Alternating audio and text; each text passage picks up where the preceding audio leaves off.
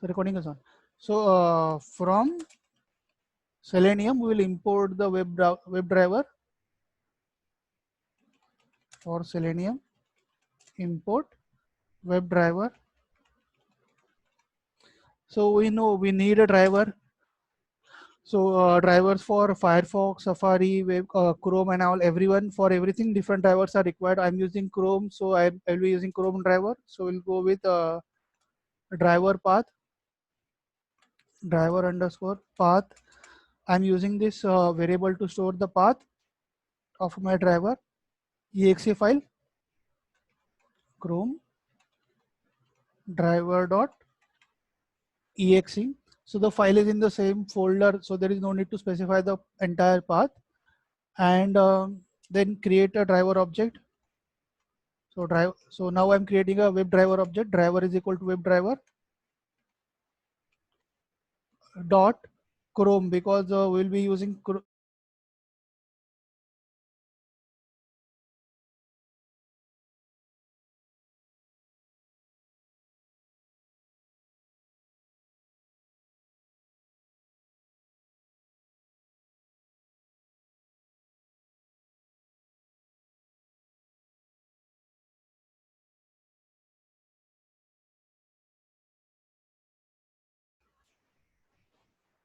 Hello, class. Please tell me how much I missed. There was some, I guess, my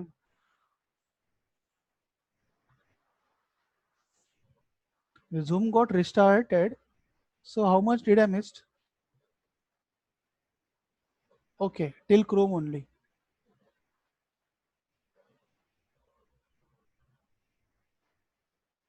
Okay, so basically we have specified the path for our driver. The driver is in the same folder as of our code, so there is no need to specify the complete path. And then we are creating a Chrome driver object. So it's a webdriver.chrome. If you want to control a Firefox browser, then instead of Chrome, there will be Firefox. And here we are specifying that executable path, executable underscore path is equal to path of our driver is equal to driver path, driver underscore path. And the next thing is driver dot get. So to driver dot get, we are supposed to pass the URL. So let's declare a variable. Let's say link is equal to. So I'm copying this link in this and then we are saying driver dot get this link. So let us first start with this, whether this code is executing or not. So typing mistake. H should be capital.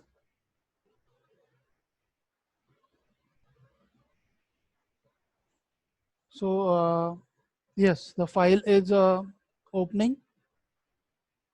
So new share. So it's opening the file. It might take some time depending on the network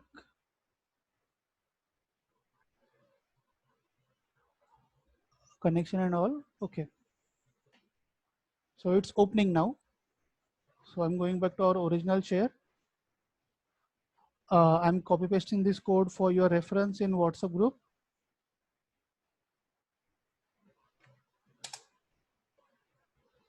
So the code is now in group. If you want, you can try this code on your own also. So now, okay, we know that page is opening. So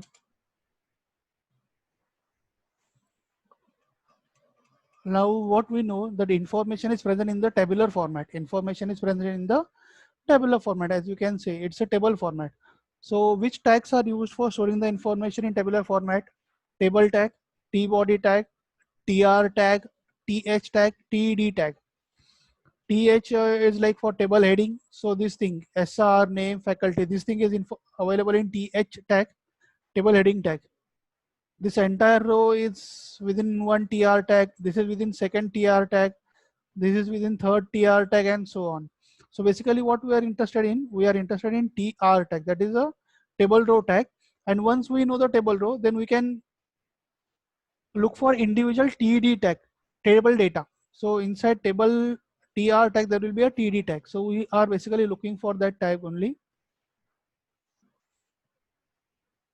So how can we do it? It is something like this. There will be a TR tag, that is table row tag, and inside table row tag there will be multiple TD tags. So one TD tag, then second TD tag for second set of information and something like. So basically first we'll look for a TR tag, and after that we'll look for TD tag inside that TR tag. So searching for the tag, we already know TR underscore tags is a object in which I will store a list of all the TR tags. So driver dot find the element by tag. So it is find underscore element. So we are not supposed to use single element, it should be elements, because we want to look for all the elements by tag underscore name. So we are looking for all the elements. So which tag we are looking for? We are looking for TR tag. So it's like enter, and then it's for. Now we'll print. Now we'll go through all the TR tags one by one. So for TR in TR underscore tags, it's like we want to go through every tag one by one. So let us print this TR tag and check what is the output of this code. So we are running this code. So it's opening that page.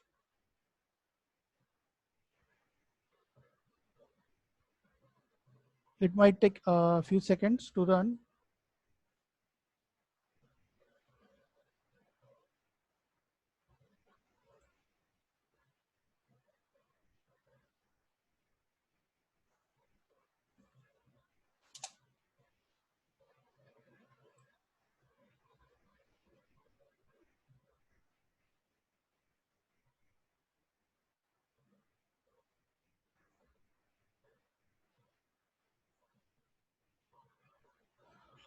Okay, so it is taking some more amount of time period on my system to run. It's taking a long to run. So I'm copy pasting this code for your reference in a WhatsApp group. So you can try this code also. So till the time code is getting executed, is there any doubt in this code? So what we did over here is we tried to find the elements by tag name, and the tag name that we are interested in TR tag, and there are multiple rows. So whatever we will get over here is a list of that thing, or it's a complete object contains multiple it contains information about multiple TR tags, and then we are using for loop to display one tag at a time.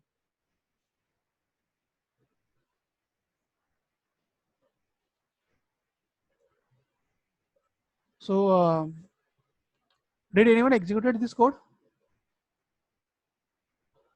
Anyone got output for this code? It's taking a long time to open on my page system.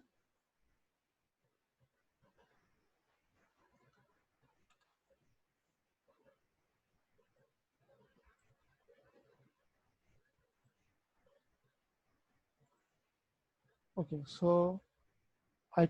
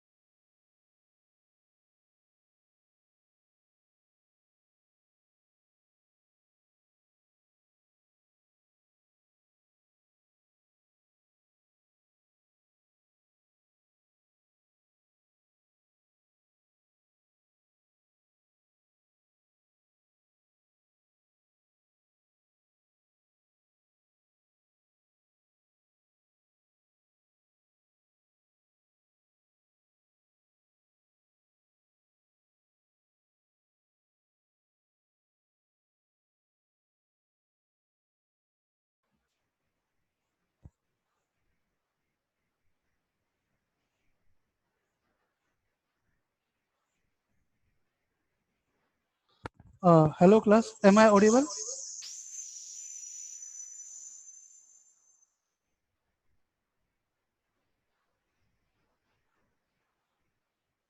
Hello, class, am I audible?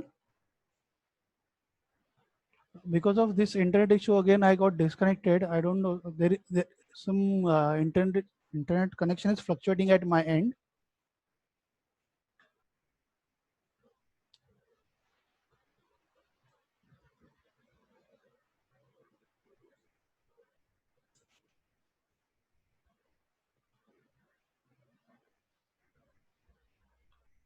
Okay, so Shubham got the output for the code. Good, Shubham. Uh,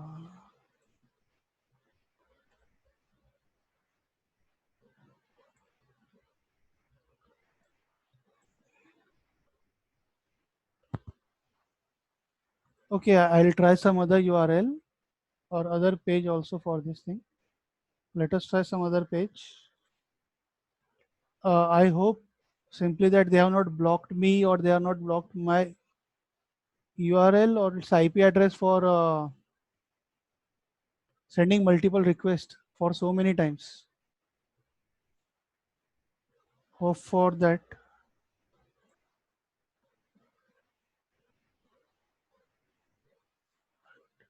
So workshops conducted. And again, there is a list. So let us try with this URL.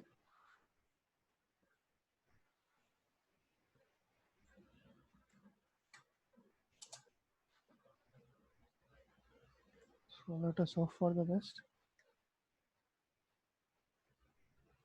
So it's again page is only opening. It's just buffering, buffering, and buffering. Yes, that's working now.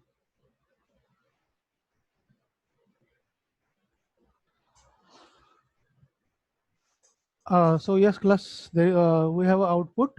So there are multiple rows, but these are only it's like web elements for a particular row. But we are not interested in web element. What we are interested in is a element information present inside that row element. So we know that inside tr tag there is a td tag. So let's say calls is equal to tr dot find underscore elements by tag underscore name, and the tag that we are interested in is td tag. The tag that we are interested in is a td tag. So here see, from driver, when we extracted the element, we extracted tr tags that is available in tr underscore tags object where there are multiple tr tags.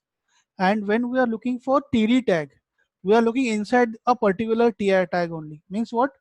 First we are looking for tr tags, and then inside that tr tag we are looking for td tag. Means here first we get the page.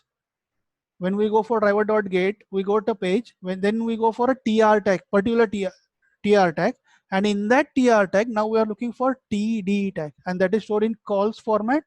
And but there are multiple columns, so we can simply write for call in calls. For call in calls, let us print this call dot text. We are printing what? Call dot text. So call dot text will simply print the information available in the columns. So I am running this code. So the page is opening right now. uh, Good thing. I am hoping that they have not blocked me for that particular URL for sending so many requests from my machine only. So this is a code for your reference. So the page is opening here. Class, am I audible clearly? Is there any disturbance?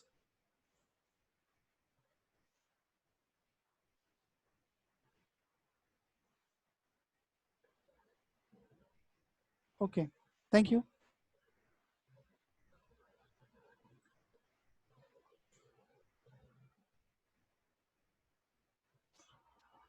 Uh, Anyone Who successfully ran this code?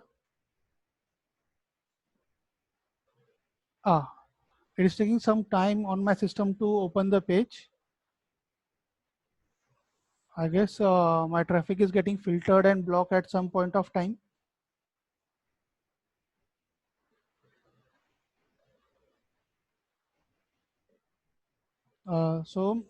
Class, any doubt in this code? See, I'm explaining this code one more time. We are specifying the link that we want to open. Then from that link, we are extracting only tr tags because the information is stored in the form of table. And in table, information is available in t row, that is tr tag. And inside tr tag, there are many table columns. So those columns are present with the help of td tag. So first we are extracting tr tags, and from those tags, we are extracting then we are iterating through those tr tag one by one, and from every tr tag we are extracting td tags, and then we are displaying that information using what? Calls. So in one row there are multiple columns. So since there are multiple columns, again we are using for loop here for called in calls, and what we are printing is td call dot text. What we are printing here is call dot text. So here see, one Tina Verma, a 5-day online workshop on R something. This is the duration and so on. So see, serial number, name, title, date, organizing body, that is computer engineering department, and then second row for that again, two, faculty name, title, date, organizing body, and so on.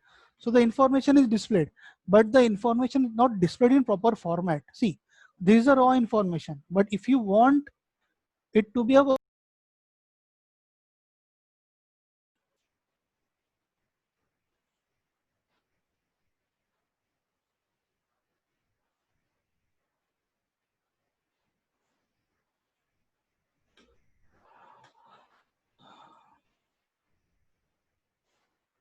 so class, what was my last statement?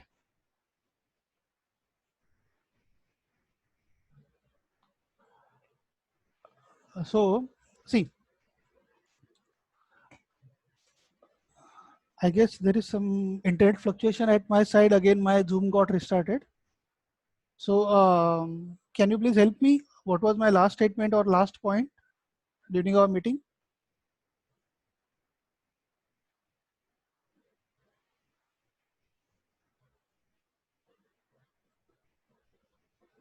Good. See, the information here is displayed and it is in raw format, and this information is not good for doing something in data analytics or something like that. The information should be present in structured format, like say data frame or something like that. So our next step is how to convert this information in a data frame format. How to convert this information in a data frame format. So for that, okay, let me copy paste this code one more time to save our time. Okay, so we are going to extract this information, and then we want to create a data frame. So we know that we can create a data frame from a list or tuples or something like that. So let us create the list. So we'll create a faculty list, event list, date list, and organizer list. See, how many columns are there? Faculty column, title column, or let's say event column, date column, and organizer column. Who organize it? So this is the list. These are the columns. So for every column, we are going to create one list. For every column, we are going to create one.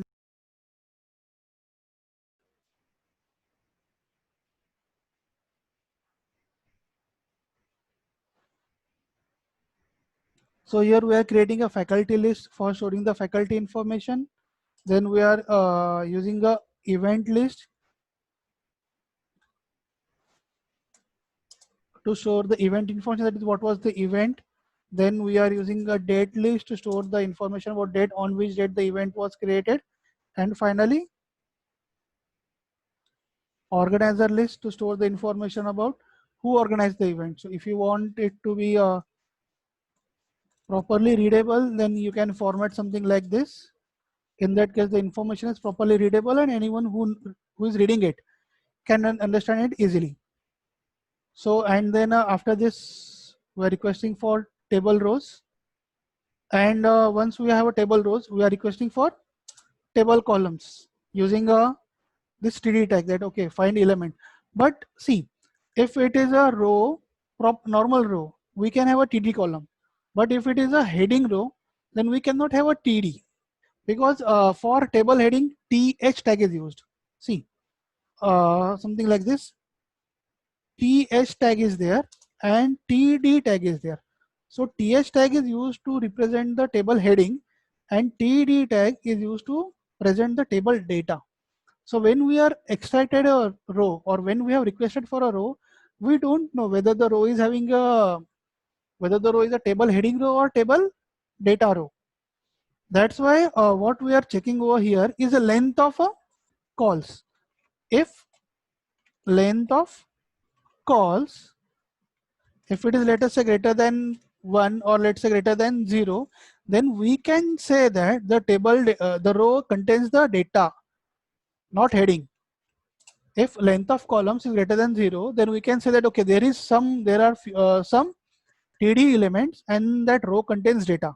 If there is no td element, means the row contains heading, and we are not interested in heading, we are interested in data. So we are looking for, okay, whether it is th or td. Since it is td, we know. And how can we check it? We can check the length of a calls object. So if length of object is greater than 0, means what? Yes, it is a table data row, it's not a heading row. And now, how many columns do we have? Column number 0, 1, 2, 3, and 4. Column number 0, 1, 2, 3, and 4. There are 5 columns. It's a Python, so it starts counting from 0. We are interested in column number 1, column number 2, column number 3, and column number 4. Column number 3 contains faculty name. Column number 1 contains faculty name. 2 contains the event. 3 contains the date, and 4 contains the organizing body, or who was the organizer. So we can write something like this: faculty dot append. So what we are supposed to append, we are supposed to append calls of 1. Column of 1 contains faculty data dot text, and columns of 1 is our faculty information. Event will be our second column, that is event dot append columns of 2, and then for date, it's third column. So date dot append columns of 3 dot text, and finally organizer dot append columns of 4. So when this for loop is executed, completely, we will have faculty list, event list, date list, and organizer list containing the information about the events organized. And from this list, we can create a data frame, something like this. Let's say data is equal to, first we'll create a dictionary, and from the dictionary we'll create a data frame. So let's say data is a dictionary with key as a faculty, and value will be faculty list. Then the second key is a event, and the value will be event list. Third key will be our date, and value will be date list. And our final key is organizer, and the value will be organizer list. And let us print this list, print data. So okay, f is missing. So from so what we did over here is we created 3 empty lists. Every list belongs to 1 column available in our table, and then here we checked whether the length of columns is greater than 0 or not. Why? Because this is a header row, and in header row there is no td tag. Header row contains only th tags, and these are the data rows which contains td tag. So here we are checking whether the length of calls is greater than 0. So if that row contains a td tag, then obviously length of columns, means number of elements in column, will be greater than 0. But if it does not, what if it contains only header tag, then there will not be any td tag. So length of columns will be 0. So that's what we are checking. And if it is length is greater than 0 means what? We know that it is a row, data row, and we are accordingly taking value from every column, column 1, column 2, column 3, and column 4, and appending those values in appropriate list. And once we are out of this for loop, this for loop will be executed for all the rows in the tables available on that page. And once we are out of this for loop, what we are doing is we are creating a dictionary where key is a column name and value is a values, something like that. And finally, we are printing the values. So I'm copy pasting this code for your reference. So this is a code for your reference if anyone wants to try. And I'm writing this code. So we know that, okay, code takes some time to execute. So during that time period, do you have any doubt or question in this code? If you have any doubt, please post the doubt on a group.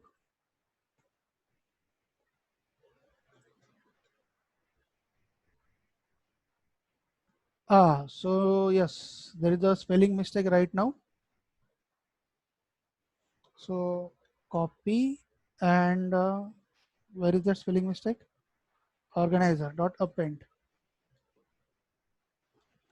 Paste and again paste. Yes. So I'm running the code one more time.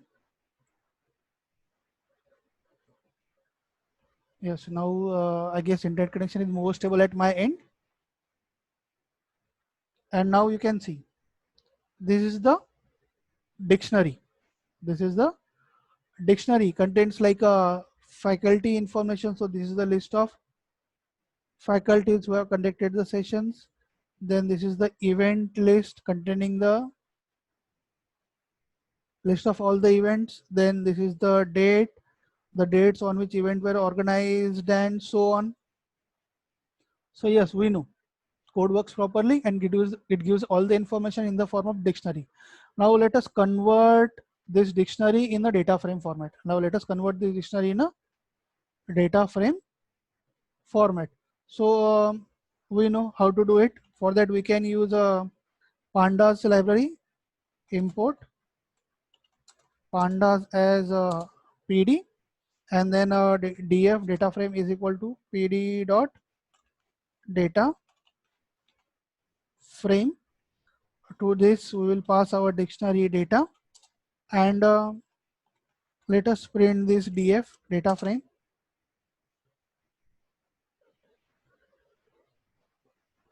So basically here we are converting this dictionary that we have created in the form of data frame.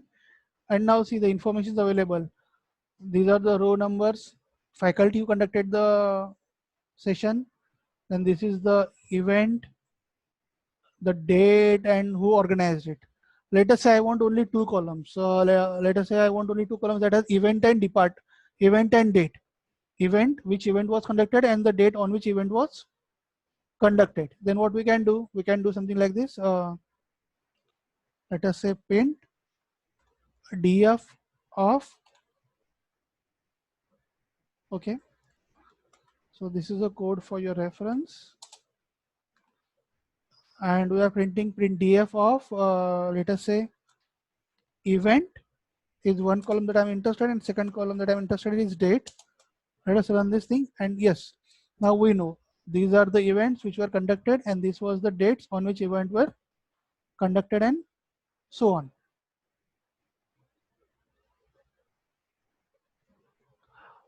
So if we want more columns, we can add more column, like let us say we want faculty also who conducted the event.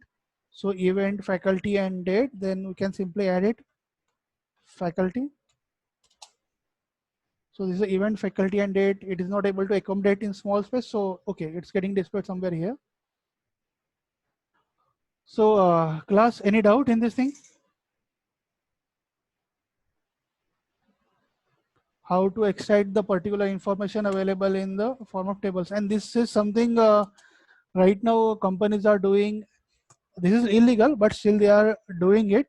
It's like they can go to Amazon or Flipkart. They can check whether the particular product is available on a particular site or not, what is the price that they are offering, and so on.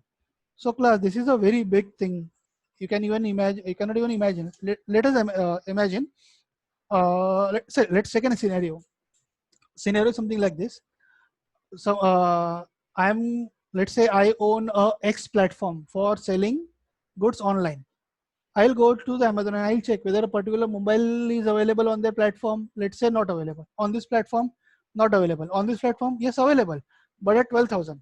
I'll sell that phone on my platform at 11,500. Means I'm dynamically changing the price of product.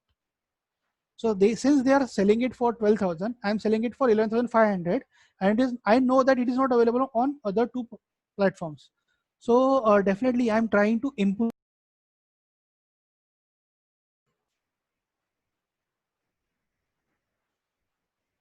Hello.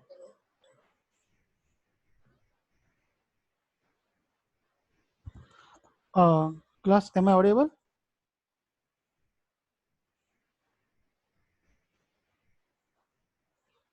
Yes. So we were discussing about the application of this thing. It's like if Amazon knows that, let's say I know that the particular product is not available on Amazon or Flipkart, then I can shoot up my price like anything. Why? Because if anyone wants a product, then I am the only option from where they can order. And if I know the product is available on Amazon and Flipkart, then I can reduce my price. And anyone who knows, and normally we know, if you want to buy something, you will go to a number of websites and you will look for the available options, and you will place an order at a website where you are getting the minimum deal or where you are getting the best deal. That's what you do. So these things are there, and that's why web scraping is illegal, because most of the time it is used for stealing the business from someone else. And from some websites they are like, for example, let's say I am a hotel who is who is like, TK, I want to I can rent out the rooms on if someone wants to rent out the room, then they can book the rooms online also. So I'm a hotel, so what I will do, I'll simply keep on my website, okay, how many rooms are available and what is the base price. Now I'm okay. It doesn't matter who wants to scrap my website. Why? Because if some other websites are, let's say some other companies are scrapping my website, then they will come to know whether the room is available or not. So I'll get online bookings easily. So I don't have any issue. Issue is with whom? Let's say there is another company. So what they are doing, they are going through all the websites and they are putting the price. Okay, at what price I am offering a room in a particular hotel. So now I am selling the things online, and if someone is quoting a less price than me, then I'm having an issue. So companies like Amazon and Flipkart and all, they have a strict rules against this thing, that they should not scrap. And now you can see how easy it is to scrap the data. Am I right? These are the small codes by using which you can scrap the entire Amazon or something like that. But it is illegal. But it is illegal, for your information. Class, any doubt in this thing?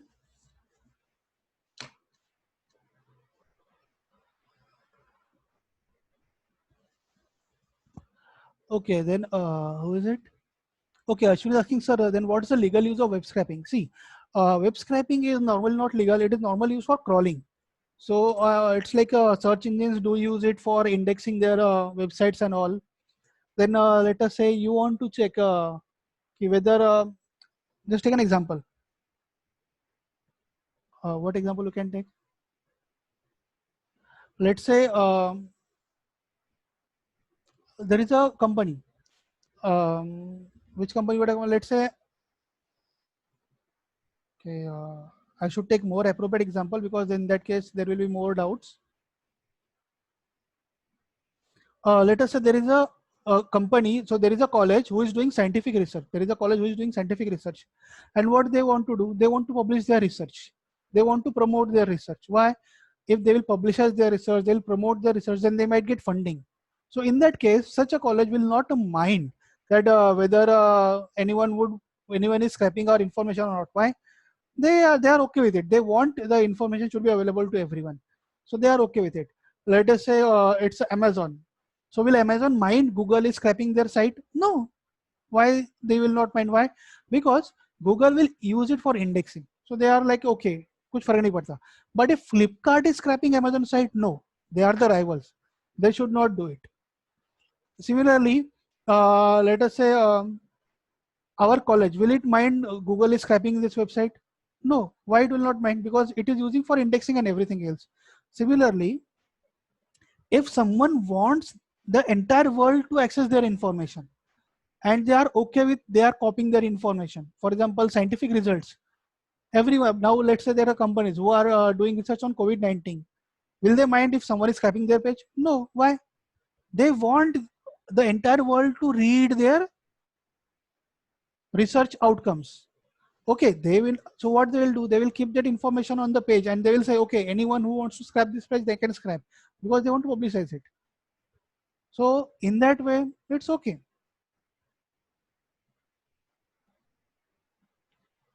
So they are asking, okay, is there any way to block particular individual or company from scrapping? See, there is no direct way. There is no direct way for stopping for stopping anyone from scrapping. That's why they put a legal notice on there, on at some page, on some page on their website, that this is not allowed. It is not legal to allow this. If you want to scrap that information, then you have to take a prior permission from us. So they put it, and then it is like ki chalega. So it is something like that ki you are parking a car on a road, and then it is like is there any way to stop someone from stealing it? No. So there are laws. If someone will steal your car, then you can go to police and then you can formally launch a complaint. Then police can identify who stole your car, and if they are successful, you will get your car back.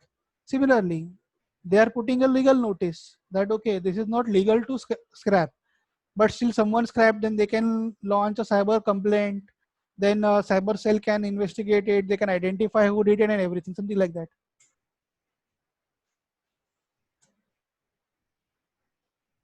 See, how to know and all that is cyber security. Yeah?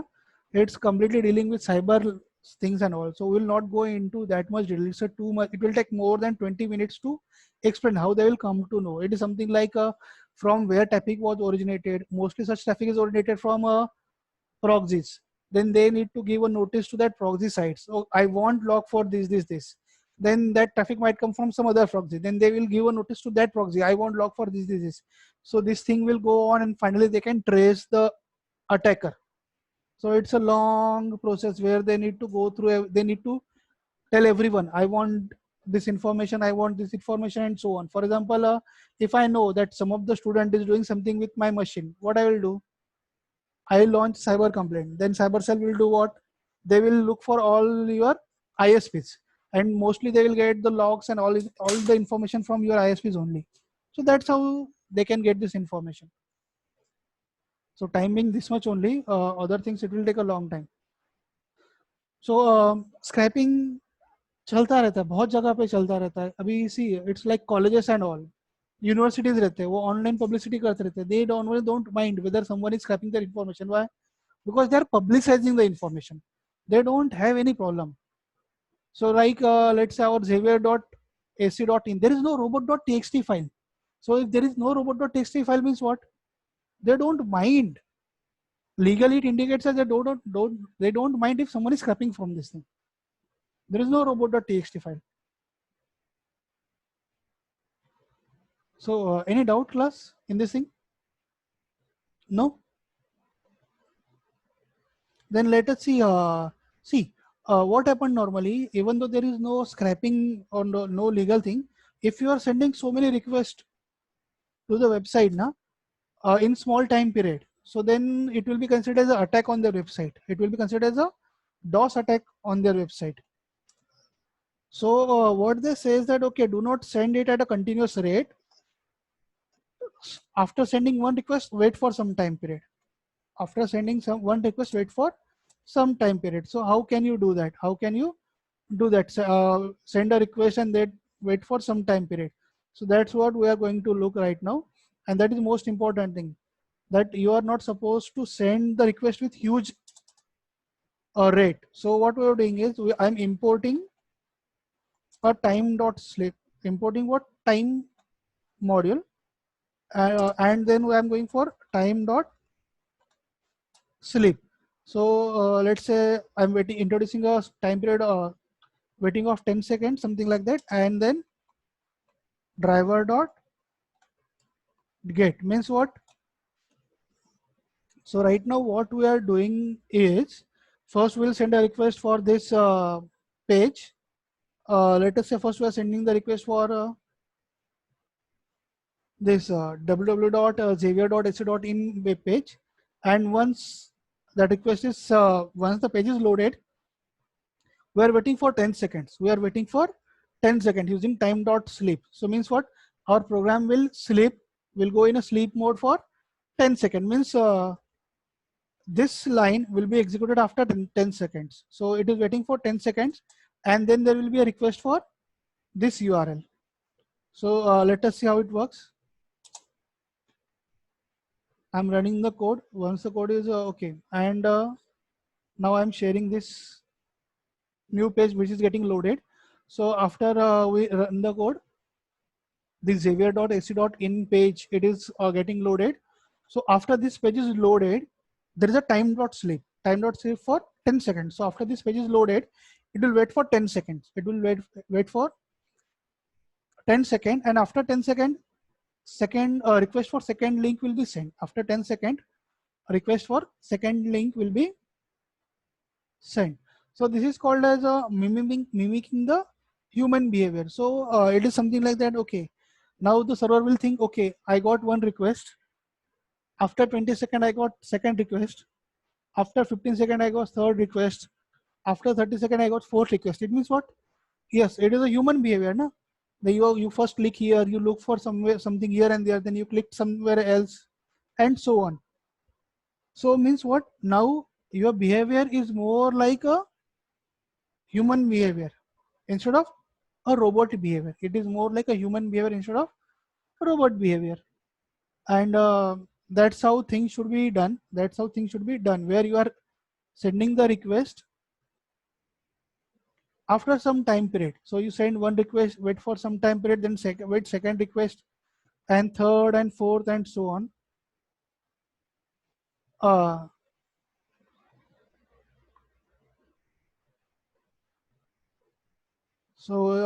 any doubt, class? So the Yajnath is, I guess Yajnath is not having some good intentions. He is asking, sir, is there any way to send traffic through scrapping? Yajnath, what actually you are asking for? Yes, Yajnath. May I know actually what you are actually trying to ask for?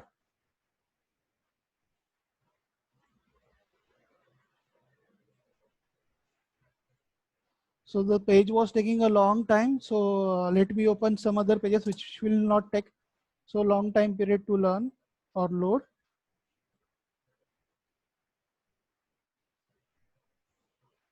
So it's google.com and something like that.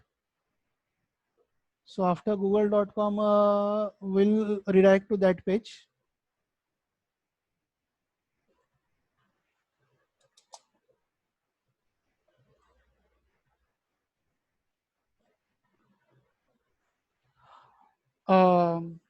So yes, Yadnit, what actually you are trying to look for?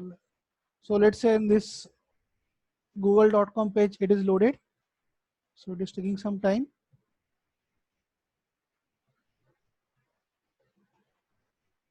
And after this, it will send a request for, once the page is loaded, it will wait for 10 seconds and it will send a request for another page. Copy. And okay, I'm pasting the code for your reference. Okay, no thanks.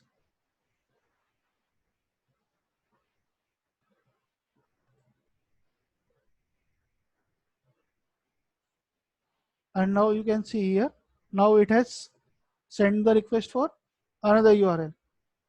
So this is how you are supposed to do it. If you want to scrap 10 pages or 20 pages or 30 pages, then do not send request continuously. Wait for some time period and then send the second request. Wait for some time period and then send a second request, and so on. So this is the more logical way to do the things. There are some doubts in a group. Yannick saying like if one wants to take down a server by sending a lot of traffic, competitive companies can do that to take down website till the server resets, and they can do it from cafes on multiple systems to not get Yajnath, you are asking something which was my PhD area, DOS attack. I did my PhD in DOS attack only, DOS attack and machine learning combined thing. And if I'll answer all these things on this platform, and I'm supposed to upload this video on YouTube also, it's something I will do. I'm telling you how to commit a crime. So this is something which I should not tell you. See, sending a big traffic and all these things can be done through web scraping also, but it is not a good idea to do all these things. That's what I can tell you right now. So please don't attempt such thing. These things are legally crime in India also. We are not supposed to get involved in all these things. Okay, Yajnath? DOS attack is something which you should not involved into. This is a very gray, not a gray, it's a very dark area. And anyone who does a DOS attack normally gets caught, and one who pays for attack is never get caught. Why? He's a person who is paying, means he's a person with influence, and these persons are always safe at their home. And people who actually launch the attack, those are criminals. It doesn't matter whether they are cyber criminals or which kind of criminals, and they do end up either in jail or they do end up somewhere on the planet Earth where no one knows where they are. And these things have already happened. So please don't do all these things. Yajnath, I hope I answered your question, and as well as I have given a sufficient warning also that why you should not do all these things. Most of the hackers who end up in jail are below the age of 25. So please keep this thing in mind also. So let us move to our next code. So class, any doubt in this topic? How to go for multiple requests and so on? So you can go for multiple requests, and within between two requests there should be some delay, so that server will not think that there is any kind of attack and so on.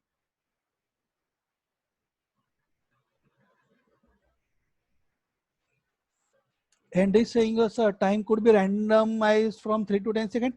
Henry, that is the actually thing that one should do.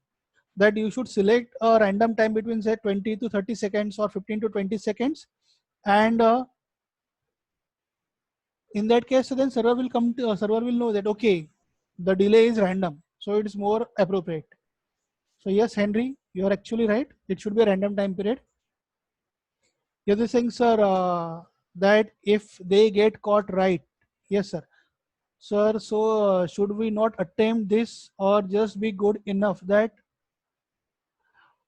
Yajnath, if one decides that, okay, I want to catch you, then definitely you will end up in jail. And that is for sure, unless and until you are supported by government. Like US says that hackers of China are supported by Chinese government, and that's why they are not able to catch hold of them. So that is the only way, I guess. And I don't think you are not in that way, but please do not enter in this area.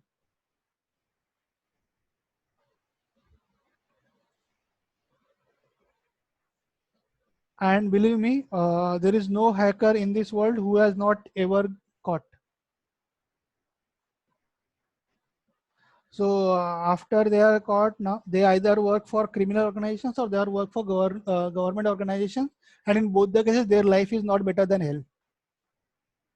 And for this, you can take my words. Their life is not better than hell. So please don't do this thing.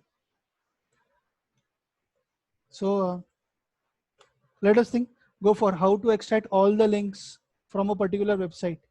How to extract all the links from a particular website.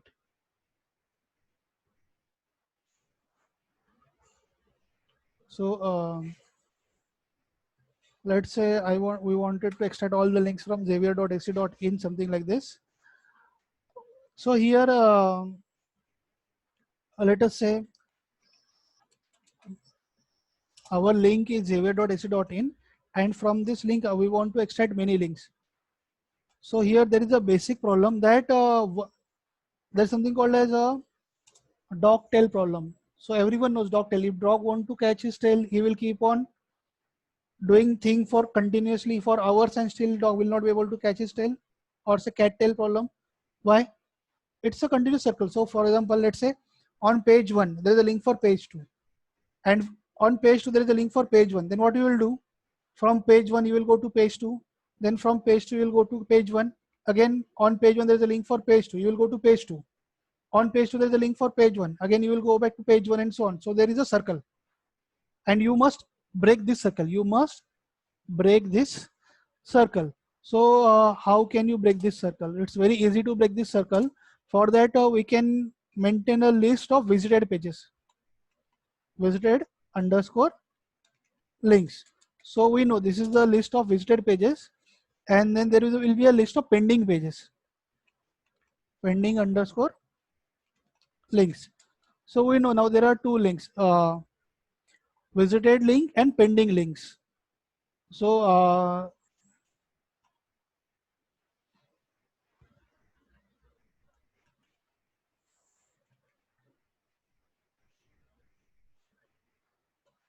I guess I did some spelling mistake. Okay, visited links, list of visited pages, and pending links means the pages that we are yet to visit. So I am repeating this process only for a few times, let's say 4 or 5 times, because scrapping entire website will take a long time. So I'm going for, let us say, count less than 3 or 5, something like this. I'll go with only 3 count. I'll repeat it for 3 pages, and then we know that when we give a request for driver.get, so to driver.get we are passing the link that we want to visit. So okay,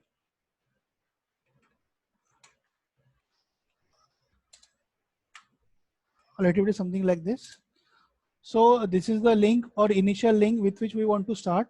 So when we say driver.get, when we are going for driver.get, we are actually sending a request for this link.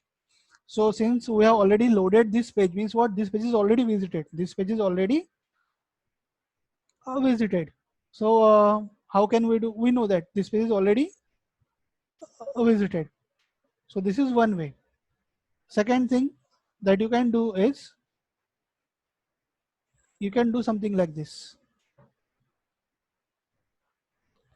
Let us say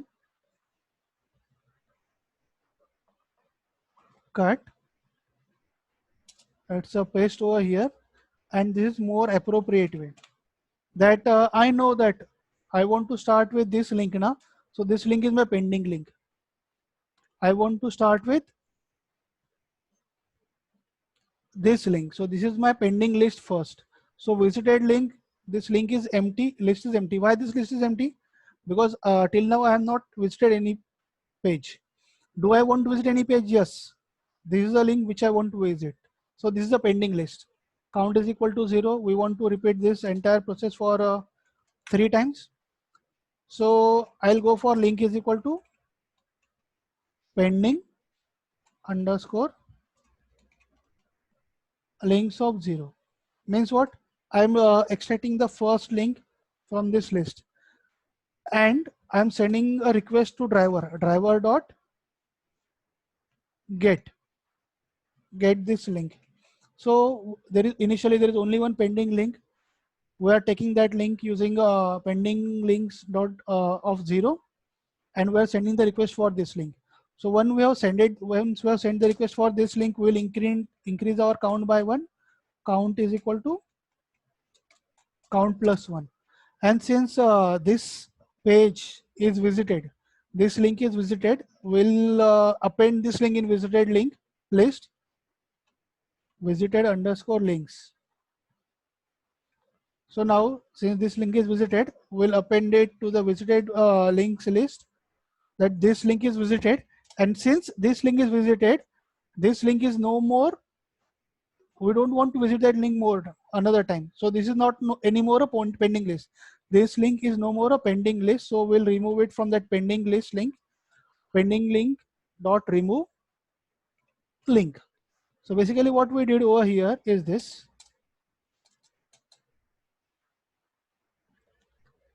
Initially, this is the only pending link. We take that link from the pending links list. We send a request for that link. And once that page is loaded, we are incrementing count by 1. That okay, we have did it one time, and then we are appending it to the visited page links list. Why? Because the link is already visited. Once when we go for driver.get, the link is visited. So we are appending it to visited links, and then since it is visited, means it is no more pending link. This is no more a pending link. So we are removing it from pending links list. We are removing it from pending links list. And now this driver.get, the page is visited. So let us look for the anchor tags, or that is look for links. So a underscore tags is equal to, that is anchor tags gives the links for other pages. So driver dot find underscore elements by tag name, and the tag name that we are looking for is lia. Inside lia tag there is a tag that we are looking for, and then we will be using for loop for a in a underscore tags. This is something that we have already discussed in previous lecture. Then I'll be using here try except to do exception handling, because sometimes there might be a error while processing the page. So let us say print error. Even though there is error, our execution should not stop. And in this case, now we are extracting the references. href is the attribute of a tag that we are interested. href is the attribute of a tag that we are interested. So how can we get that? A dot get underscore attribute. So which attribute we are interested? That is href. So when we'll say a dot get underscore attribute, we'll get that href attribute from that tag. And let us print here. Second thing, now we know the link, but that link might be visited, or that link might be already in pending tag. If the link is already visited, are we supposed to use that link for future purpose? No. If the link is already visited, means we are not supposed to use that link for future purpose. We should not add that link. And at the same time, we have already marked that we are supposed to visit that link. Means what? Let us say there are 4 links on page 1, page 2, page 3, page 4, page 5. Again on page 2 there is a link for page 3, page 4. Should we append it one more time? No. In that case there will be 2 copies of page 3, page 4. For example, on page 1 there is a link for page 2, 3, 4, 5. On page 2 there is a link for page 3 and 4. Means what? Now link for page 3 and 4 is available on page 1 as well as 2 now.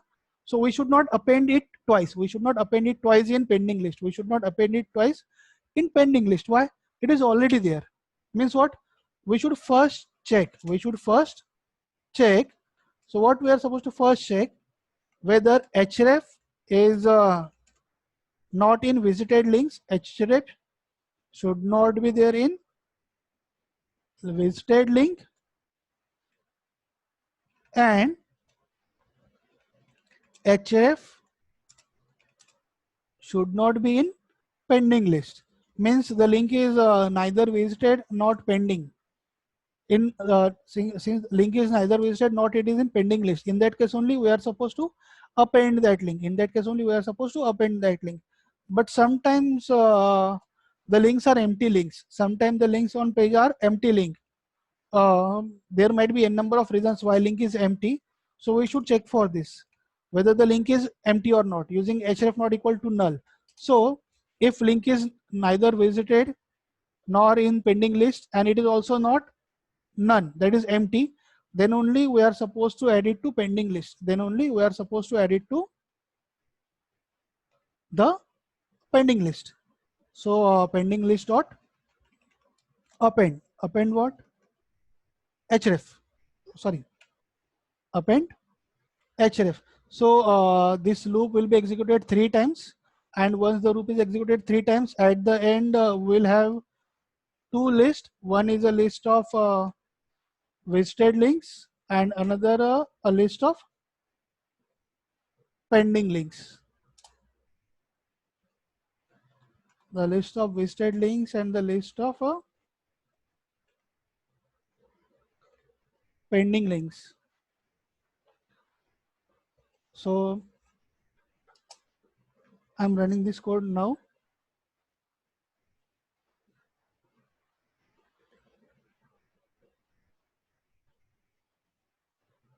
and I'm sharing my screen. So see, first page is loaded, it's getting loaded, and so on. The contents of this page are getting downloaded. So once this page is done, the request will be sent for second page, then for third page, and so on.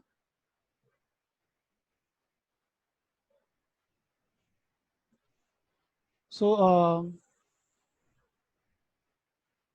class, any doubt in this thing?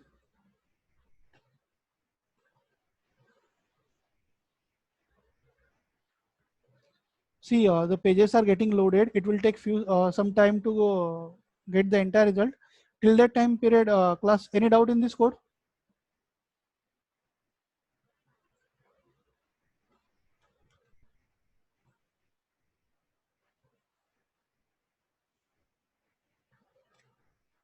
So this is a code for your reference if you want to try.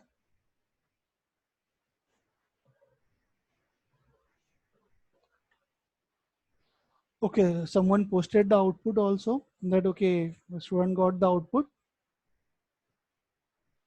Does anyone else also got the output?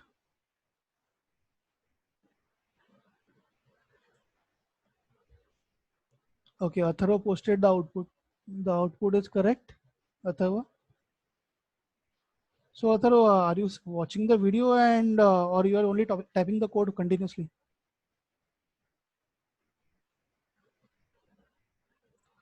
Um, Class, any doubt in this thing? Any doubt in this code?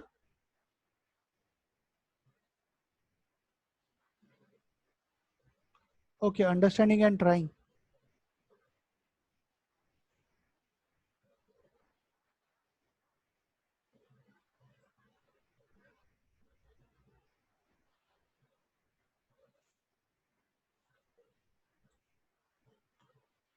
It's taking huge time. I guess there might be some blocking of my IP for all these activities, because before demonstrating code to you, I have tried it a number of times. So it might take more time on my system. But what about others? Class, is there any doubt? Sure. If there is no doubt, then please post so that you have no doubt, so that we can move to our next topic.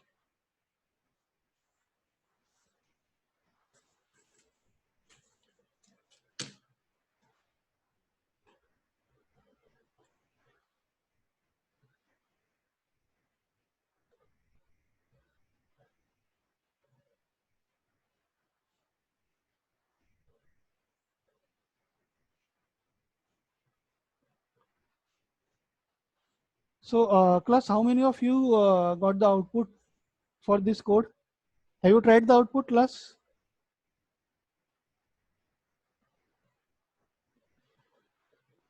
So Atharva got the output, he posted the output. What about others? Did you got the output? Or did you get the output? Anyone get the output? Yes. Sahil, okay, you get the output. Good. See, class, doing DOS attack through web scraping is not done. If anyone wants to do attack, they can directly send the request either using Selenium or something else. But these things are done in background.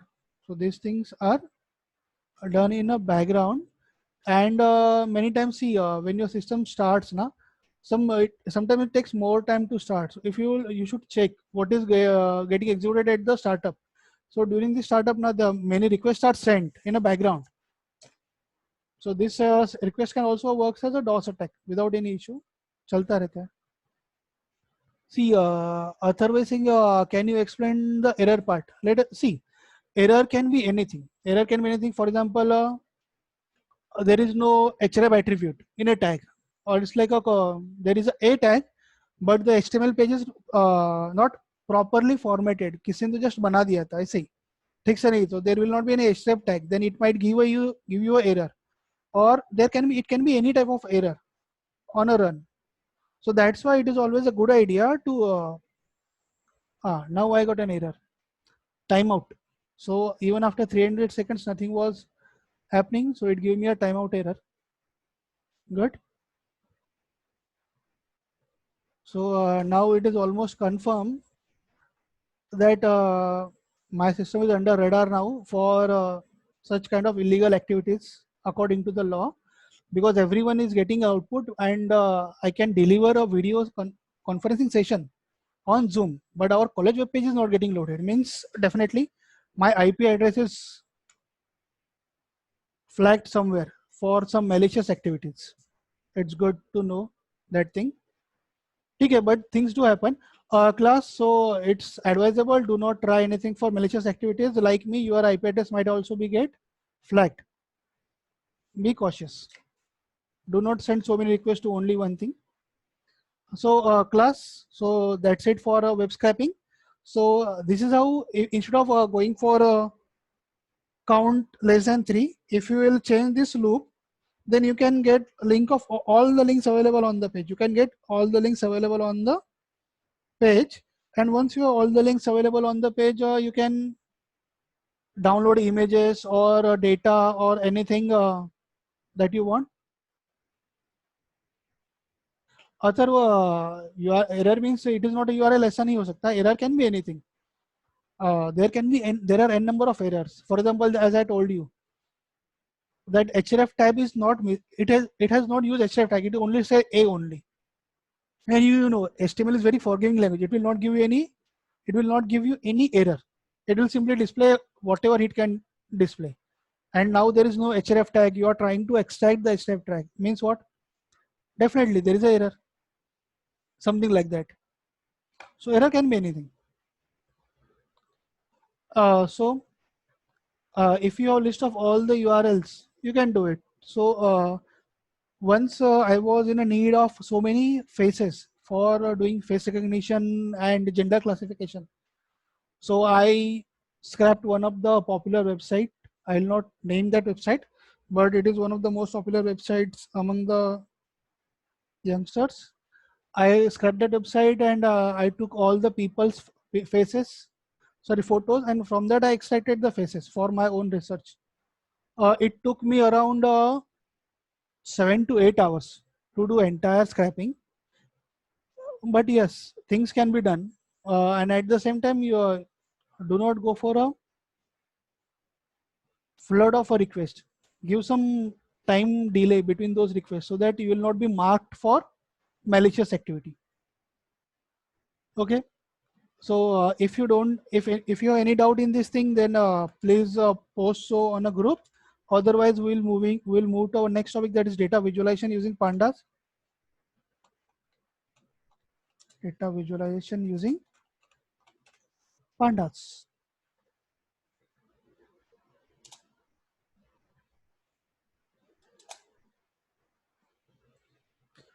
So earlier we see how you can visualize that, how we can use pandas to do data processing and so on, how to create pandas data frame, how to create groups, how to do statistical calculations and so on.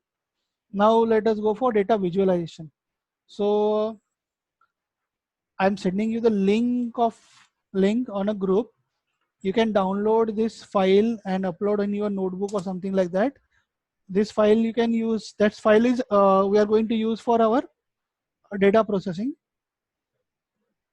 I have already downloaded and uploaded this file in my notebook. So this is a google.csv file basically, which contains the information about Google stocks price. It contains the information about Google stock price. Let's say import pandas as PD, and then df is equal to pd dot read underscore CSV. So which CSV we want to read, that is a google dot CSV. Let us print this file, or let us print this data frame df. So see, it is about every day. It is a everyday's information. For how many days?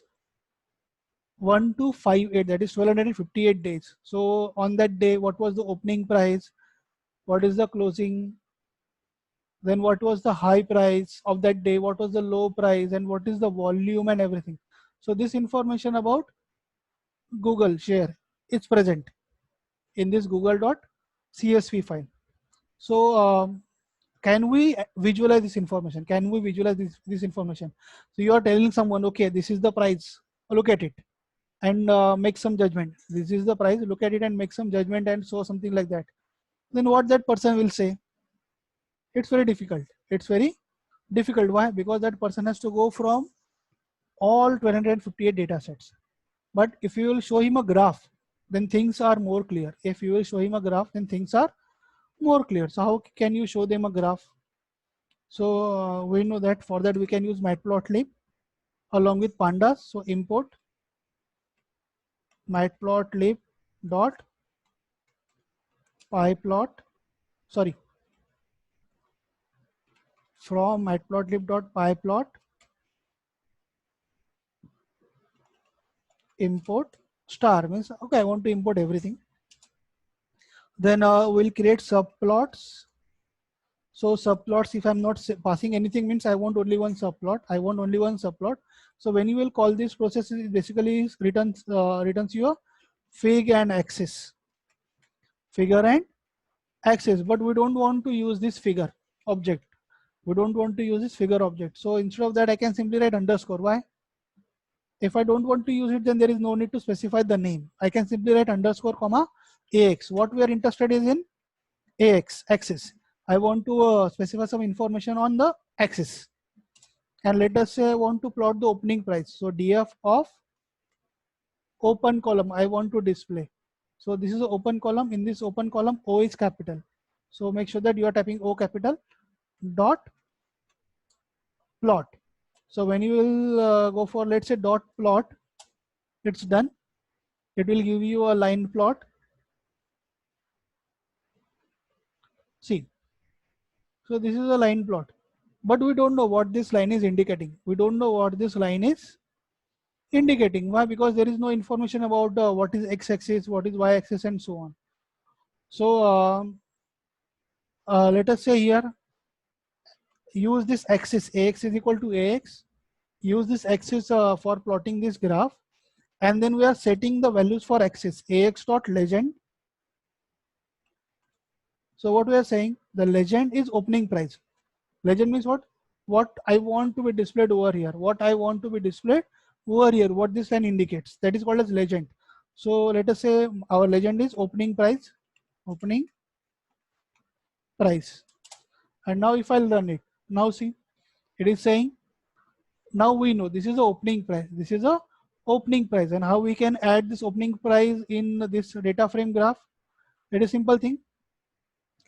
We are already, okay, I'm posting this code for your reference. We have already read that CSV file in a data frame, and in that data frame there is an open column. So we are saying I want to plot visualize open column. So df of open dot plot. Use this axis information for decorating the graph, and then what we are saying, ax dot legend. So legend is opening price. Legend is a opening price, means what?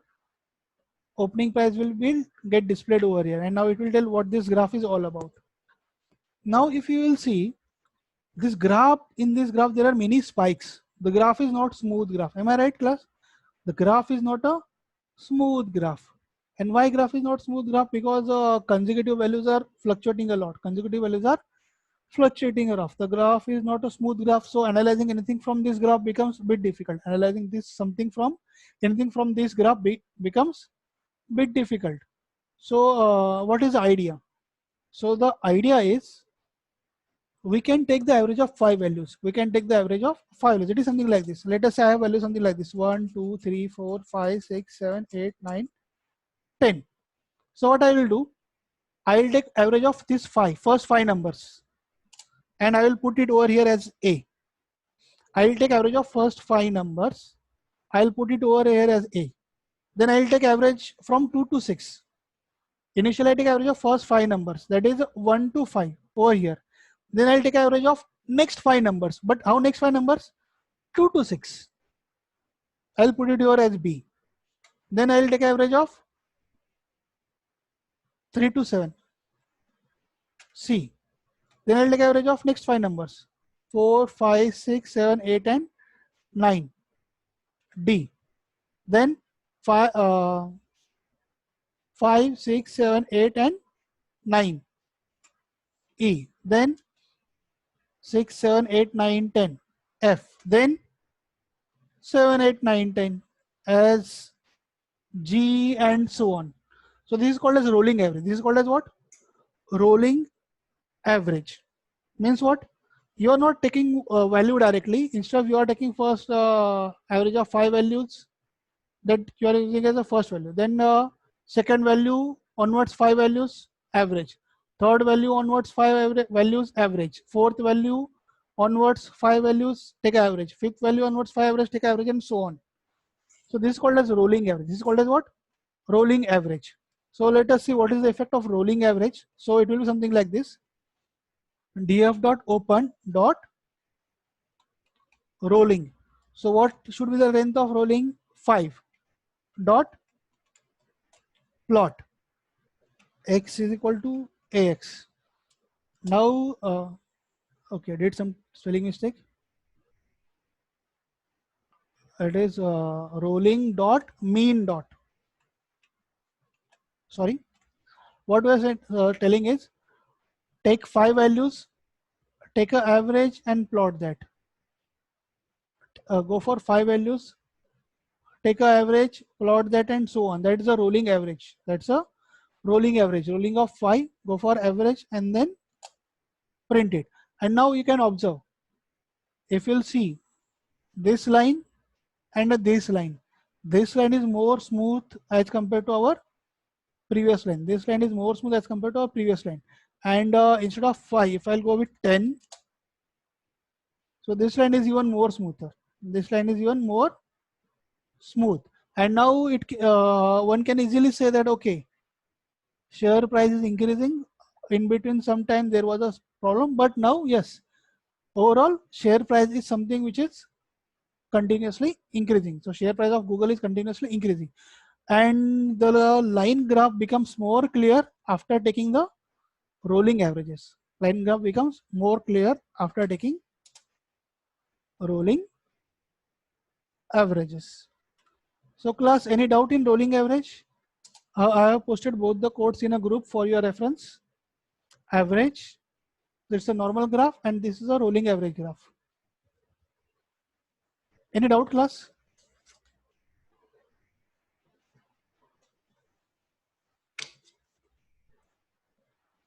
No doubt? Okay. Tejas is saying no doubt. Thank you, Tejas. But if I want to plot both the lines on one graph, can I plot both the lines on one graph? Yes, I can plot. We can plot both the lines on one graph also. For example, okay. Let us take this thing.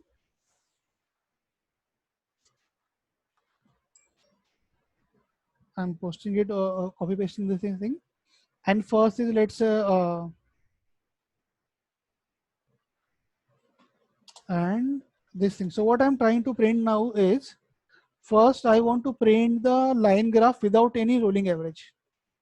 It's like df.open.plot, and then we are plotting. Then we are plotting. Then we are plotting this rolling average with 10 values. But now there are two lines, one line and two lines. So this is the opening price, and our second legend will be 10 rolling opening price, or let us say opening price 10 rolling.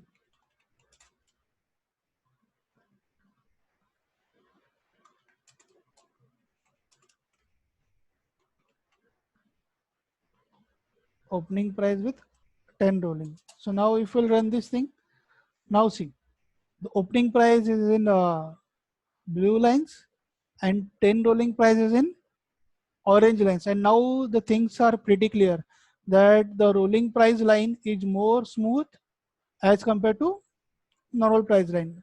So this is how you can plot two different line graphs on one graph.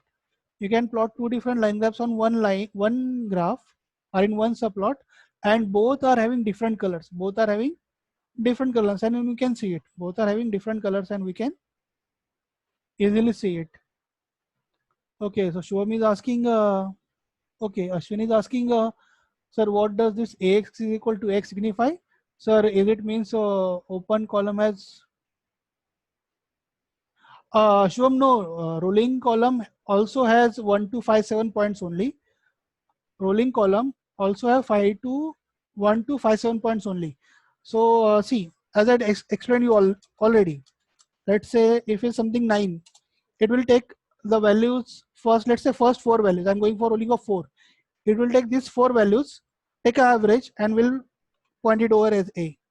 Then 2 onwards 4 values, B. Then 3 onwards 4 values, C. 4 onwards 4 values, D. 5 onwards 4 values, E. 6 onward 4 values, F. After 7 there are no 4 values, there are only 3 values. So take average of 3 values. Take average of these 2 values. Last value. And so on. So even after rolling, the number of values will remain same. Even after rolling, the number of values will remain same. Number of values are not going to change. Those will remain same. Yes, Shivam, I hope I answer your query. And Ashwini, AX means what? Axis. So here I can write axis also. I can copy paste it over here also. And we'll write axis.legend. And you can run this thing. So basically,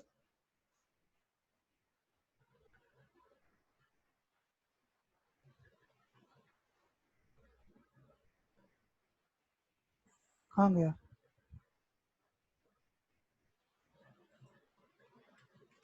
axis. Yes. So basically, axis means what? Based on axis. If you want some value for x-axis, if you want some value for y-axis, if you want something to be displayed on x-axis, if you want something to be displayed on y-axis, if you want a title for this graph, something like that. So in that case, we use this axis object. If we want to specify these things, we use this axis object. Soon we will see how can you place the name for like what should be there on what should be the title of x-axis, what should be the title of y-axis, and so on. So for example, if I'm writing say axis dot set underscore let's say I'm going for set underscore title, and title is, let us say, Google data. And if I'll run it is set underscore title. So now if you can see, so the title is Google data, axis dot set title. So basically this axis is used to set the values for x-axis, y-axis, Google bars, then this legends and everything.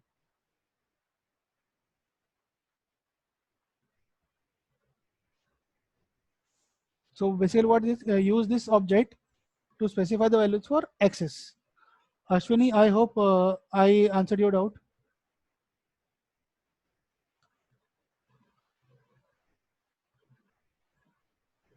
Okay. So let us move to next point. Uh, we can plot all types of blind access and something like that. So let us see. You want to check what is the how much is the difference between opening price and closing price? How much is the difference between opening price and closing price? Then this is what you can do, something like this. Copy and paste. Uh, Let me copy paste these codes in a group for your reference, those who wish to try. So now I want to check the difference between opening price and closing price. So I'll use open column. I'm for open column, I'm taking rolling average. Similarly, for close column, we are taking closing average, rolling average of 10 for close. And there's first is opening price, and after opening price, there is a closing price. Opening price and closing price, or open price and close price. Okay, I'm deleting this thing now. So let us check the difference between open price and close price. Did some mistake. No numeric type to aggregate.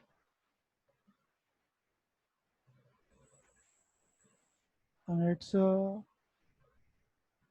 on which line? This line. Open, close.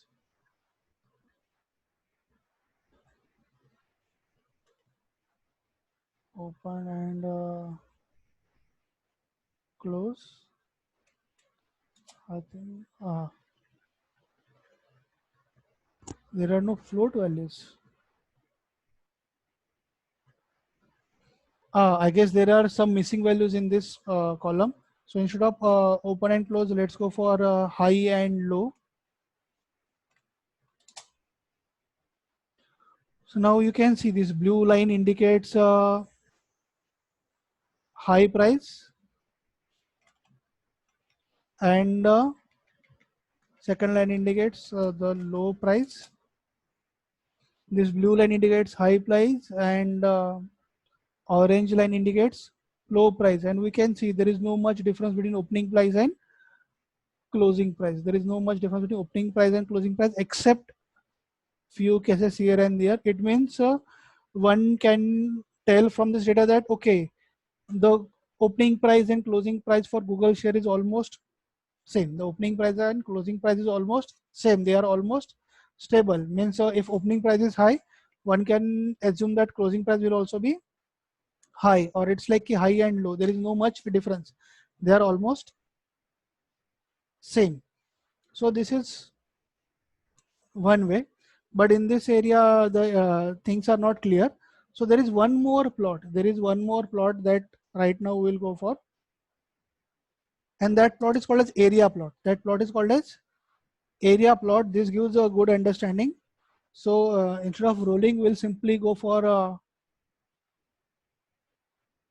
df of let us say high dot plot dot area. Df of high dot plot. So which plot we want? We want to go for a area plot. So df of plot dot area. So area plot is important plot. So here you can see the orange color area, the entire area is covered. In line plot, this area is blank area. In line plot, this area is a blank area. But in area plot, the entire area is covered. The entire area is covered in a color. So we can see this is the orange area, and on top of orange area there is some blue area. Means what? Now one can easily say that okay, high price and low price, they are not that much different. High price and low price, they are not that different. Here it becomes very difficult to check, because sometimes blue lines and orange lines are not that clearly visible. But instead of that, if one is going for this kind of area chart, the orange area is very visible, and even since this area is very big, even a small thin lines, blue lines on this area are also clearly visible to the person who is observing this chart, So this is a good chart. This is a good option. That is the area chart. So area chart is nothing but, you can, in a layman's language, you can say that okay, area chart is kind of a field line chart. Area chart is kind of a field line chart which you can plot. Any doubt, class, in area chart? Any doubt in area chart?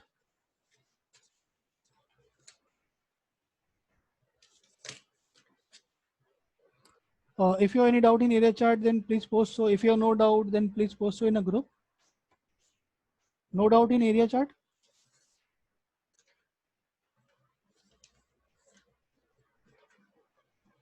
Okay, no, good. So since you have no doubt, we'll go for histogram. Histogram for a particular column. Let us say I want histogram for opening chart. So df of, let us say open. What we want is histogram. So we'll simply use a method HIST. HIST method will give us a histogram. Now I'm not using this axis and everything. Let's keep it simple. So it will give you a histogram. Histogram basically gives what? Occurrence count for a particular value. Histogram basically gives what? Occurrence count of particular value. So we know that most of the time the price of share was between 500 and 550 something. Most of the time price of share was between 500 and 550 something, and price above 800 is not. So yes, so this is the price which was there for most of the time. Histogram gives you the count, how many times a particular value occurred or something like that. But this is not clear. Let us say I want to increase the bins in histogram. I want to increase the bins in a histogram. So df of open dot hist. I want a histogram with a number of bins. Let us say, sorry, not n bins, it is bins. With number of bins, let us say is equal to 50. Number of bins is equal to 50. So let us run this thing. So here number of bins were less. 1, 2, 3, 4, 5, 6, 7, 8, 9 and 10. By default 10 bins are there. So instead of 10 bins, now I am going for 50 bins. And now you can see here, it's more clear. The value between this range was very unlikely. And most of the time value was between this range. And now you can narrow down this range to 525 to 550. Now you can narrow down this range to 525 to 550. So most of the time the values share price was between 525 and 550, and this range value was not at all there. So this is very unlikely. And instead of 50, if I'm going for 70 bins or 80 bins, something like this, then you will come to know, oh, this price never occurred. This price never occurred. Either it was below this or it was above this, but this is something which was missing in the entire thing. And now you can see the peak is almost over here, means more than 70 number of times, it ended up somewhere over here. So we can guess it around 530, 535 something.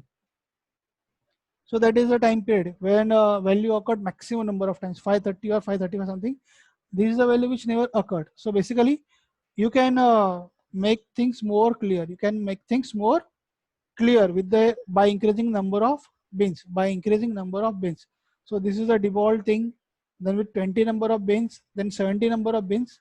So instead of 70, if I'll go for 100 bins, it becomes now even more clear, and so on. So basically number of bins, if you will increase, you will get more clear picture as compared to less number of bins.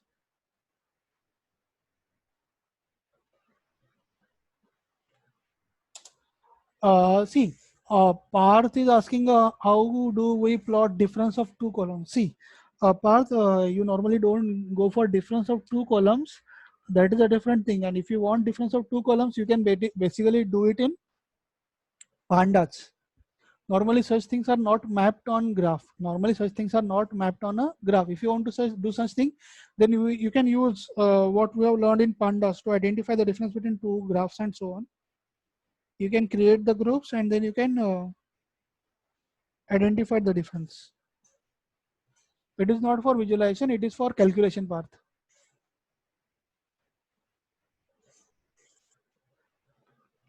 Okay, so this is for histogram. You can plot the histogram and all.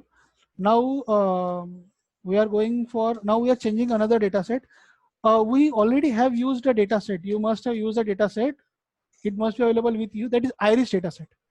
That is iris data set. Let us use the data set now. So df is equal to pd dot read underscore csv. We used it in our previous for our clustering now. Iris dot csv, and let us print df. There is sepal length, sepal width, petal width. These are 4 columns, and there is a fifth column called species.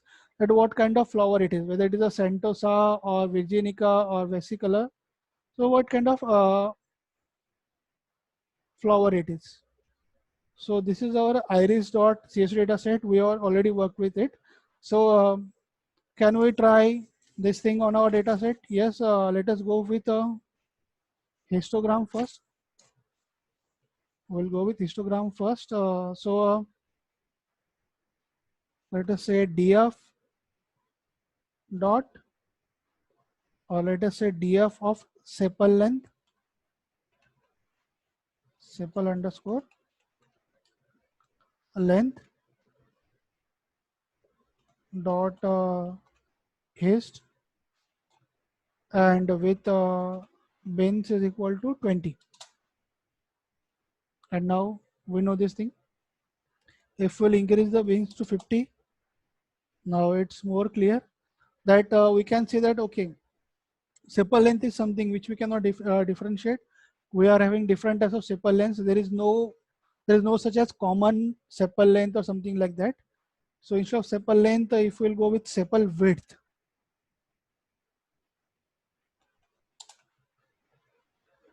So yes, 3 is something. So now yes, this is some balanced kind of graph. So most of the leaves is having sepal width of 3. There's 25 flowers out of 50.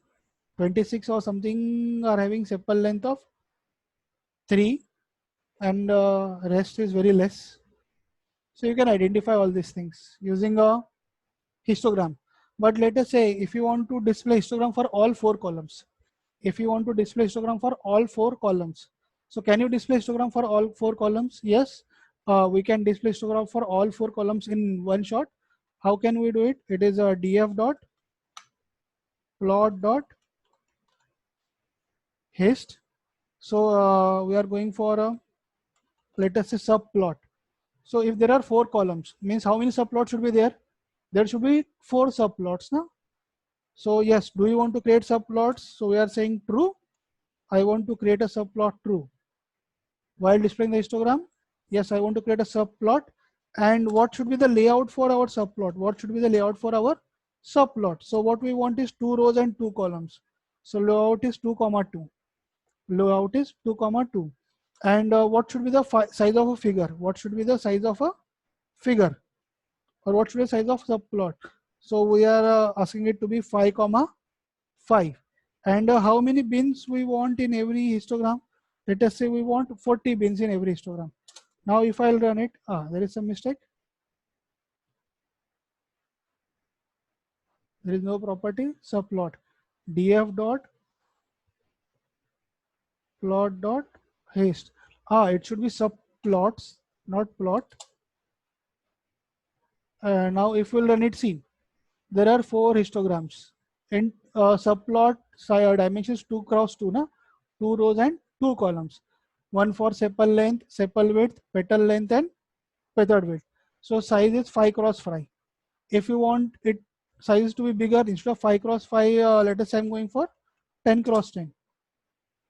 And when we are going for 10 cross 10, you can see size of these histograms is bigger. So you can we can basically select this, or we can basically specify the size of histograms also. So this is how we can specify the size of histograms. So that we want it to be of size 10 cross 10. So this is histogram. So class, any doubt in histogram?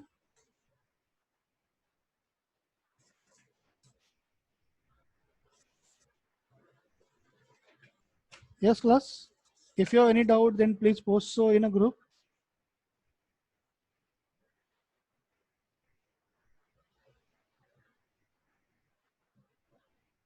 Okay, no doubt, Ashwini. Thank you.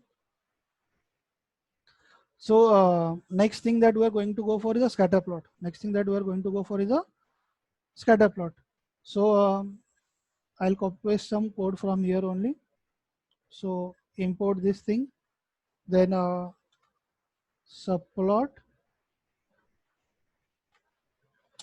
and now let us say axis dot scatter. I want a scatter plot. Scatter plot. So on scatter plot, we need to have two axes, x and x versus y. So we are going for, on x-axis we want to take df of sepal length, sepal underscore length, and another axis we will go for sepal width, sepal underscore width. So basically here we are trying to check whether there is any relationship between sepal length and sepal width or not. Whether if sepal length is increasing, then sepal width is also increasing or not. That we want to check. That's why we are plotting a scatter plot, and after that we are setting some values for x-axis, y-axis, and title. That axis dot set underscore title. So it is a iris data, and axis dot set x label. That is, I want to set the label for x-axis. So set x label, and on x-axis we have a sepal length. So on x-axis we have sepal length, and on similarly I want to set the label for y-axis. So axis dot set underscore y label, and it is a sepal width. So I'm running this code, and now yes, see, this is the things. But whether there is any relationship between sepal length and sepal width or not, it is not yet clear. Why? Because there is the information is scattered. So this is not clear because there are three different types of flowers. There are three different types of flowers, and we have displayed all the flowers in one color. We have displayed all the flowers in one color. That is blue, no? So class, first, any doubt in how to plot this scatter plot? It's simply axis dot scatter. On x-axis plot sepal length, and on y-axis plot sepal width. So sepal length varies from this to up to 8, and width varies from this to this. So we have plotted it, but things are not clear from this thing whether there is any relationship or not. Why?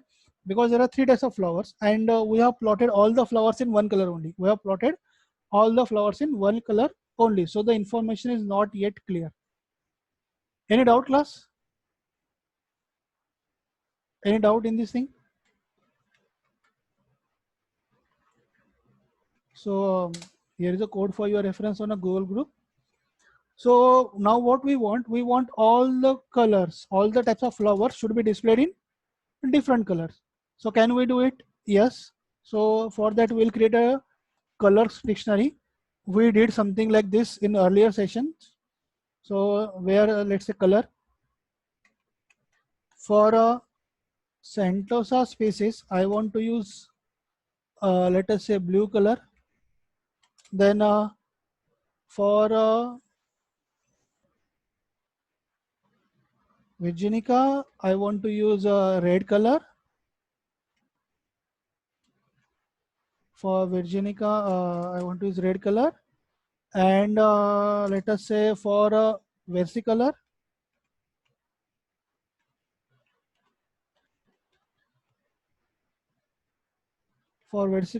let us say we want to use a yellow color. So why? And now we can simply copy paste some part of our code like this, creating the axis over here. And then now we will plot every point one by one. Now we will plot every point one by one using for loop. So for I in range what? Length of let us say this thing, or we can keep it simple. We know how many values are there. There are total 150 values. So let us go for I in range 150 because there are 150 rows in this table. And then we are saying AX dot scatter. that plot this point. So here df of sepal length. I want to point a plot. So Shubham is asking versicolor. It's a yellow color.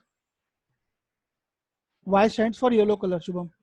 So I want to plot sepal length column, but for ith row. That's why after this there is a I, comma I, and similarly df of sepal width.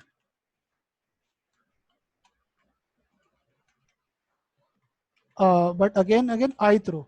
So what we are saying is ith row from data frame, take sepal length column, and from that column take ith row and plot it as a x, plotted it on a x, map it on x-axis. df of sepal width, take ith row, map it on a y-axis, and after that we want to specify the color. So color is equal to, now what is the color for the species? So if species name is Sentosa, color should be blue. If species name is Virginica, color should be red. And if species name is versicolor, color should be Y. So basically what we should get is species first. So how can we get a species? df of species. So species is a column over here. So we are taking that column df of species. df of species will give us a color. df of species will give us a species name, and this species name we are supposed to pass it to color. This species name we are supposed to pass it to the color. So let us say species is equal to df of species. df of species of I means for ith row what is the species value that we are getting it over here, and according to the species name we are supposed to specify the color. So what we are doing to do is color is equal to, I am writing it as colors. Color is equal to colors of species.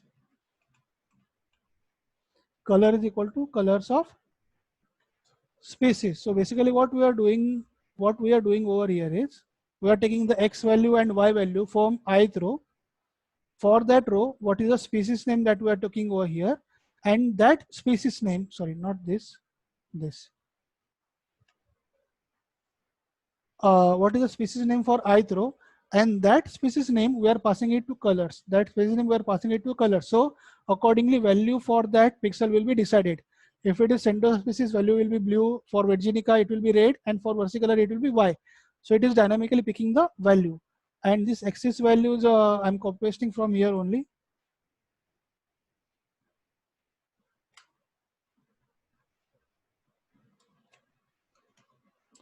And invalid syntax, oh, it should be colon, not semicolon.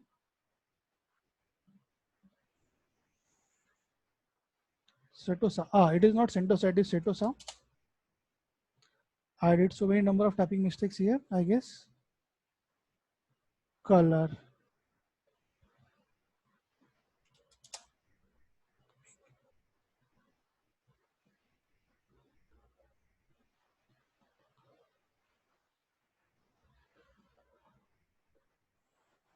Did anything wrong for I in range?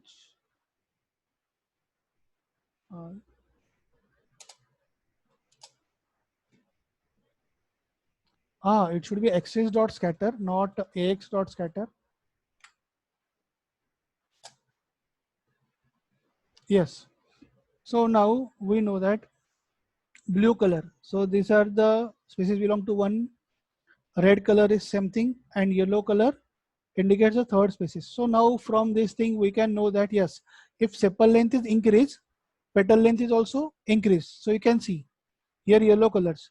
The moment you are going right hand side on y-axis, sorry, on x-axis, value of y-axis also increasing for all colors. For blue color it is there, for yellow color as well as for a red color. The moment you are moving on x-axis, value for y-axis also increased. So that's it for visualization using pandas and matplotlib. Class, any doubt in this thing?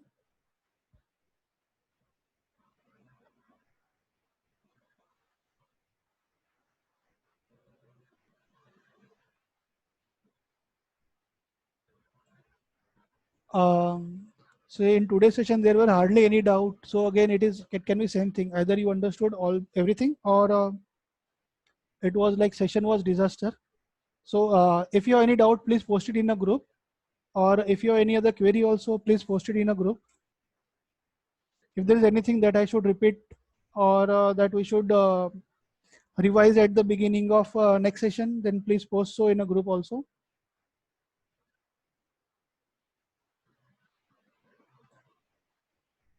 Okay, thank you, Ashwini.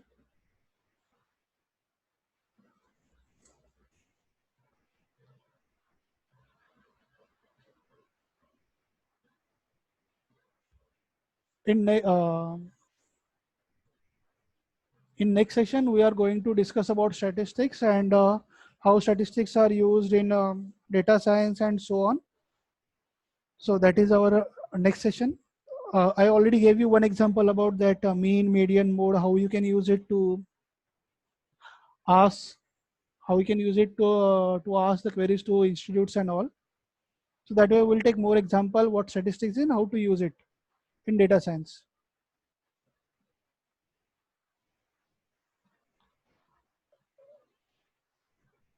So